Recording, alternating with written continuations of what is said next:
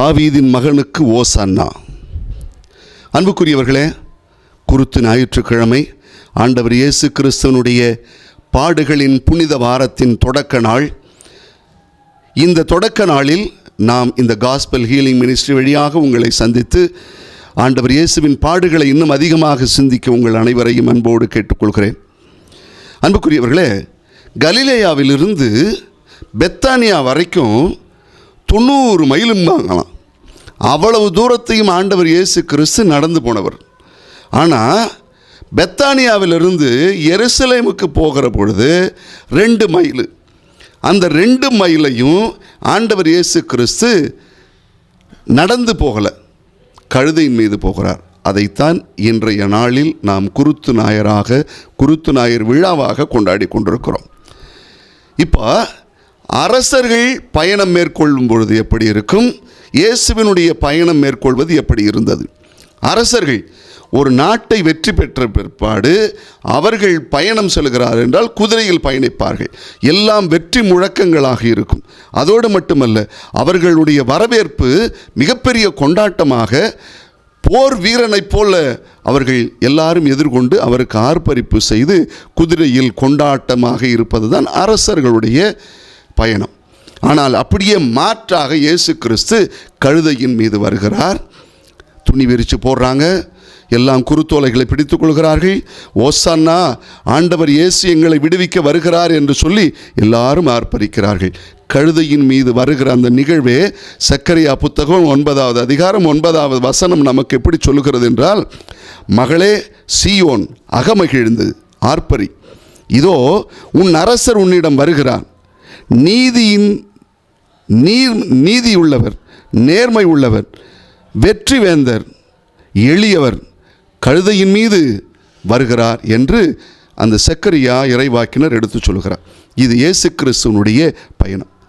இந்த பயணத்தை குறித்து, குருத்தோலை பணியை குறித்து தொடக்க காலத்தில் 4ஆம் நூற்றாண்டில் 385 ஒரு எத்தேரியா என்கிற ஒரு பெண்ணினுடைய அந்த வரலாற்று குறிப்பில் என்ன சொல்லுகிறார்கள் என்றால், கிறிஸ்தவர்கள் எருசலேமுக்கு இந்த பவனி போகிற நிகழ்வை, இந்த குருத்தோலை பவனி போகிற நிகழ்வை குறித்து அவர் ஒரு குறிப்பு எழுதி வச்சிருக்கிறார். அதிலிருந்து இந்த பவனி என்பது தொடங்கியது என்று ஒரு பாரம்பரியம் சொல்லுகிறது. அன்புக்குரியவர்களே, இப்போ இந்த குருத்தோலை பவனியில் ஆண்டவர் இயேசு கிறிஸ்து அங்கிருந்து பார்த்தார்னா எப்படி பார்க்குறார்? எல்லாரையும் பார்த்துட்டு அவர் இன்றைக்கி நம்மக்கிட்ட என்ன பேசுவார், என்ன சொல்லுவார் அப்படின்னு சொன்னால், எனக்கு இப்படி தான் தோணுச்சு. 2 விஷயம் தோணுச்சு. ஒன்று, அங்கே இருந்த மக்கள் அவர்கள் எல்லாரையும் பார்த்துட்டு இவர் எப்படி இருந்துருமா, புகழ்ச்சியும் இகழ்ச்சியும் ஒரே நாவிலிருந்து வரப்போகுது, ஒரே நாவிலிருந்து தான் வரப்போகுது. ஒரே கூட்டம் அவரை புகழுது, அதே கூட்டம் அவரை இகழப்போகுது.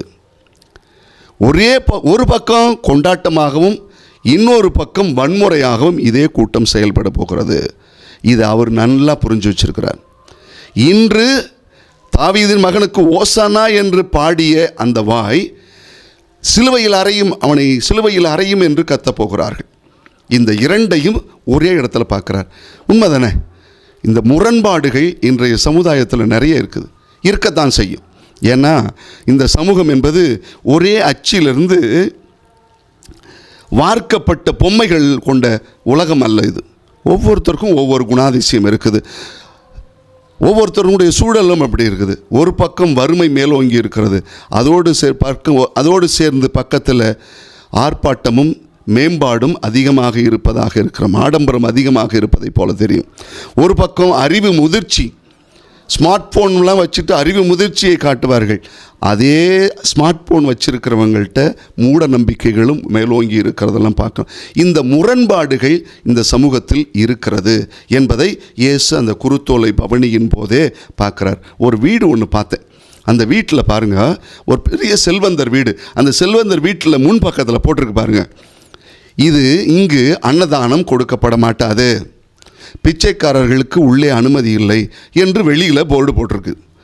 ஆனால் அந்த வீட்டுக்கு உள்ளால் அந்த செல்வந்தருடைய பூஜை அறையில் போய் பார்த்தா பூஜை அறையில் ஒரு வசனம் ஒன்று இருக்குது. அந்த வசனம் என்னென்னா, பசித்தவருக்கு உணவிடுங்கள் என்று அந்த பூஜை அறையில் வசனம் போட்டிருக்கு.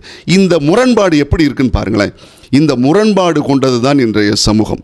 இந்த சமூகம் இப்படி இருக்கிறது. இயேசு கிறிஸ்து குருத்தோலை பவனியில் இந்த மக்களெல்லாம் பார்த்து இந்த மனநிலைக்கு கொண்டு வந்துடுறார். கொண்டு வந்துட்டு அவர் என்ன நினைக்கிறார் தெரியுமா?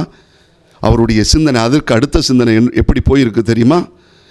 இவர்களுக்காக தான் தன்னை பலியாக போகிறோம் என்பதை அறிந்தவராக மக்களையும் பார்த்து விட்டார். அடுத்தது தன் உள்ளத்தில் சிந்தித்தும் பார்க்கிறார்.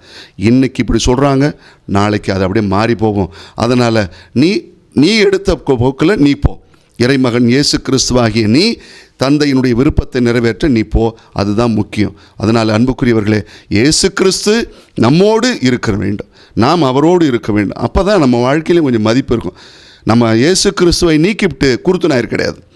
இயேசு கிறிஸ்துவோடு நாம் இருக்க வேண்டும். எந்த மனநிலையில் இருந்தால், ரெண்டுபட்ட மனநிலை இருந்தாலும் அதெல்லாம் விட்டுட்டு கிறிஸ்துவோடு நெருக்கமாக இருக்கிற பிள்ளைகளாக இருக்கணும். கிறிஸ்து நம்மோடு இல்லை என்றால் இந்த வாழ்வுக்கு அர்த்தமில்லை. ஒரு நிகழ்ச்சி ஒன்று சொல்லி முடிக்கிறேன். அதாவது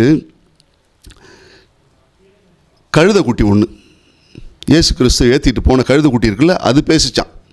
முத நாள் கழுதைக்குட்டி போகும்போது கழுதைக்குட்டி தனக்குள்ளே என்ன சொல்லிக்குது, ஆஹா நமக்கு பாரு எவ்வளோ பெருமை, எவ்வளோ பேர் பாராட்டுறாங்க, வடியிலெல்லாம் படுதா விரிக்கிறாங்க, குருத்தோலைகளெல்லாம் கையில் பிடிச்சிக்கிறாங்க, ஆகான்னு கை தட்டுறாங்க, எப்படிப்பட்ட வரவேற்பு, எப்படிப்பட்ட பாராட்டுன்னு சொல்லி நினச்சிச்சான் கழுதைக்குட்டி. முதல் நாள் முடிஞ்சிச்சு. அடுத்த நாள், ஆஹா நேற்று எப்படிப்பட்ட பாராட்டு கிடச்சிது, நம்ம இன்றைக்கி அந்த பாதையில் போவோம்னு சொல்லிட்டு அடுத்த நாள் அந்த கழுதைக்குட்டி அங்கே போச்சான். போனால் ஒன்றும் இல்லையா, யாரும் பார்க்கல, யாரும் கண்டுக்கல. கடைசியில் என்ன பார்த்தாங்க, ஒருத்தர் என்ன பண்ணியிருக்காரு, நடுவில் போறியே தட்டி விட்டு ஓரமாக போயேன்னு சொல்லி அதை திட்டியிருக்கார். உடனே இந்த கழுதைக்குட்டி நேராக அம்மாக்கிட்ட போச்சு. அம்மாக்கிட்ட போய், அம்மா இது மாதிரி ஆச்சும்மா, என்னை யாருமே சீண்டலை. முதல் நாள் அப்படிலாம் இருந்துச்சு, ஆனால் இன்றைக்கி பாருங்கள் என்னை யாரும் சீண்டலை, அதுலேயும் ஒருத்தர் அடித்து ஓரமாக துரத்துறாரு அப்படின்னு சொல்லிச்சான்.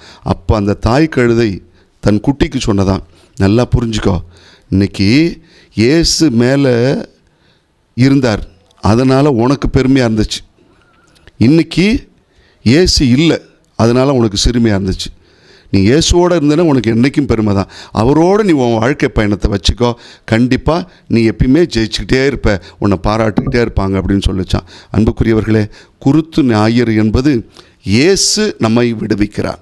அதனால் இயேசுவோட நீர், இயேசு உன்னை விடுவித்து கொண்டே இருப்பார்.